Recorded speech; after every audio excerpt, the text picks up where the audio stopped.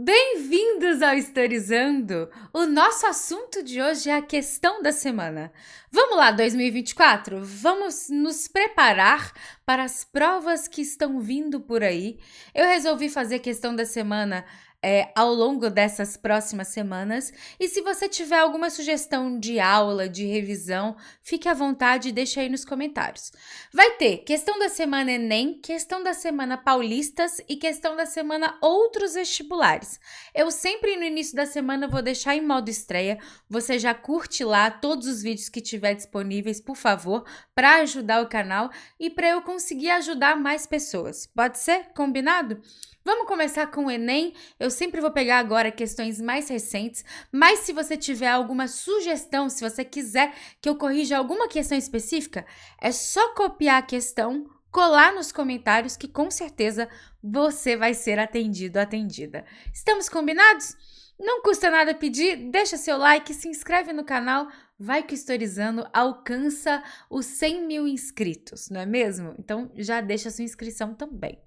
Vamos falar de Enem PPL 2023. Vamos começar. Se você não fez essa questão ainda, dá um pause, faça essa questão, depois você corrige comigo. Vamos começar a treinar aí para essa prova que tá, chegando, digamos assim.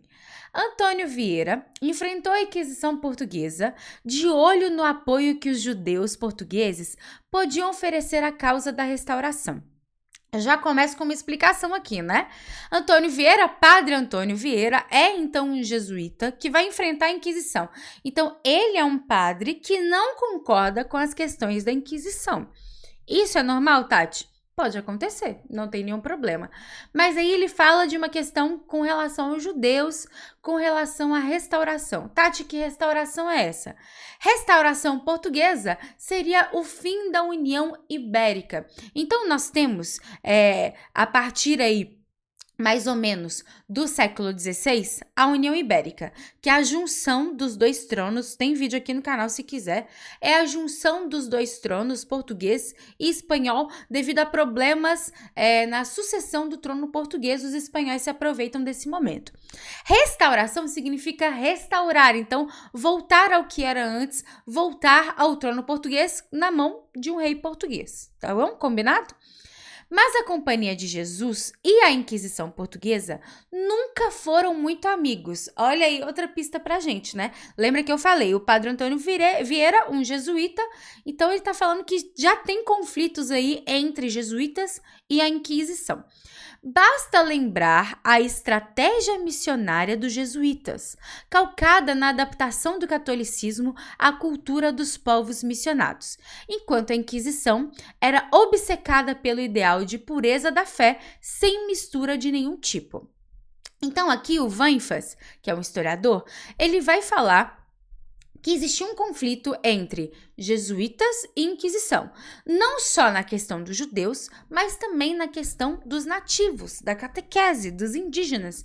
Enquanto os jesuítas misturavam questões envolvendo a questão indígena com a fé católica, a Inquisição falava que era preciso ter uma fé pura. Gente, isso já caiu no Enem mais de uma vez. É importante prestar atenção nisso. Por que eu tô falando isso? Já caiu, por exemplo, no Enem, falando que os jesuítas aprendiam a língua dos nativos para catequizá-los. E muita gente errou, muita gente pensou, mas como a Inquisição, do tipo, não, eles não vão aprender a língua dos nativos, eles vão forçar a língua portuguesa. Nada disso. Os jesuítas, então, têm essa questão da mistura, da miscigenação. Algo que aconteceu muito no Brasil, muito mesmo, e algo que aparece na prova de diversas formas, tá? Então, se tem algum vocabulário que você não entendeu, já dá uma anotadinha aí no seu caderno de história, já dá uma refletida sobre ele. É importante porque a prova do Enem adora vocabulários, adora confundir vocês com essas palavras. Se a gente não conhece muito de vocabulário, a gente acaba ficando confusa. Falando de vocabulário, olha a questão. No contexto da dominação ibérica da América, isso já significa, já é um vocabulário um pouco diferente se você não está acostumada. O que significa dominação ibérica da América? Colonização. no contexto da colonização, é a mesma coisa. Olha como o Enem prefere colocar um vocabulário mais amplo para muitas das vezes confundir a pessoa. Um exemplo do dissenso referido no texto. Gente, se você não sabe o que é dissenso, o que você vai fazer de sua vida nessa questão? Um exemplo do dissenso. Lembra, não vai ter dicionário lá na hora, não vai ter ninguém para te explicar lá na hora. Então, eu já vou te ajudar a uma estratégia. Olha só, se fosse eu e eu não soubesse o que é dissenso. Dissenso parece com o quê? Consenso. Consenso é o acordo, é a gente concordar. Dissenso é o contrário, a gente não concorda. Então é o conflito, um exemplo do conflito, um exemplo aí da divergência, também parece, né? Dissenso, divergência. Tem a convergência, o consenso e a divergência, o dissenso. Deu para entender aqui? Então, qual que é o exemplo do dissenso? É o que eu acabei de falar. O exemplo do dissenso é falar que os jesuítas concordam com essa mistura e a Inquisição é a pureza da fé. Acabou. É só procurar a resposta que mais se parece com isso. Olha como é mais tranquilo resolver uma questão quando você já vai conversando com o texto, entendendo o texto, o que ele está querendo te dizer. Então, olha lá. A criação de polos de fomento de comércio ultramarino. Gente, a gente tá falando de igreja, né? A igreja na colônia, ela não tá tão preocupada assim com questões econômicas, ok? E não fala no texto. B. Condenação da utilização de escravos do continente africano. Nós estamos conversando sobre escravizados aqui? Também não. Letra C. Ressignificação dos panteões indígenas pela propaganda cristã. Essa me pareceu mais interessante, né? Ressignificação dos panteões indígenas. Ressignificação significa pegar os panteões, é uma questão, né, da cultura indígena, da religião indígena. Pegar essa cultura, essa religião indígena e ressignificar dentro da propaganda cristã. Esse é o maior problema, né? Vamos deixar essa de lado e vamos ver as outras. Fundação de núcleos de catequese nas regiões agroprodutoras. Eles estão brigando pela fundação do núcleo em si? Não, né? Isso é interessante. Incorporação de indivíduos nativos pelas forças militares coloniais. Eu quero que os nativos, os indígenas, se tornem soldados, algo nesse sentido? Também não. Ressignificação, letra C de casa. Comenta se acertou e comenta se você achou difícil ou não. Comenta se você sabia todos os vocabulários. Vamos conversar, eu quero te entender para a gente conseguir fazer uma boa prova, tá? Olha só, eu trouxe mais uma, tá? Também do Enem PPL 2023. Vou deixar a minutagem bonitinho para quem estiver procurando por questões específicas, mas assiste até o final do vídeo, isso ajuda bastante o canal também. Se você ainda não deixou o like, deixa seu like, se inscreve no canal, ajude esse conteúdo a durar bastante, né? Vamos lá, texto 1. Páscoa Vieira, século XVII, nasceu em Massangano, no interior do atual território de Angola, em 1658. Filha de cativos, sendo ela própria serva de uma senhora chamada Domingas de Carvalho. Vamos lá, vocabulário de novo. Filha de cativos significa filha de escravizados, né? Cativo é sinônimo para escravizado, ou escravizada, no caso, né? É uma figura feminina aqui. E ela também, de novo, é própria serva de uma senhora. Então, ela também é escravizava. Ela também é escravizada, desculpa.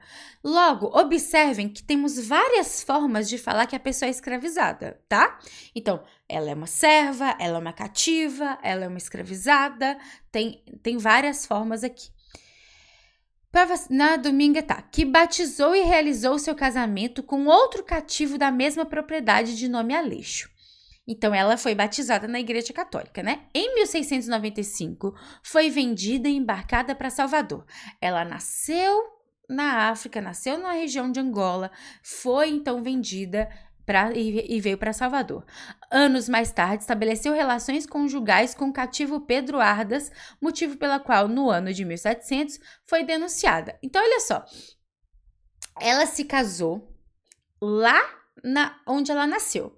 E aí ela veio para cá e se casou de novo. Só que na igreja não pode se casar, né? Mais de uma vez. Até hoje é assim. Na igreja não pode.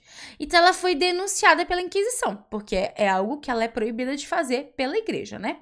Vamos para o texto 2. Páscoa possuía várias culturas, duas línguas, o quimbundu e o português. A cultura africana de sua infância e juventude foi pouco evocada no processo. Em contrapartida, demonstrou um conhecimento aprofundado do catolicismo romano. Seu marido na Bahia vinha de outra África, diferente da sua, de um universo cultural e linguístico diverso.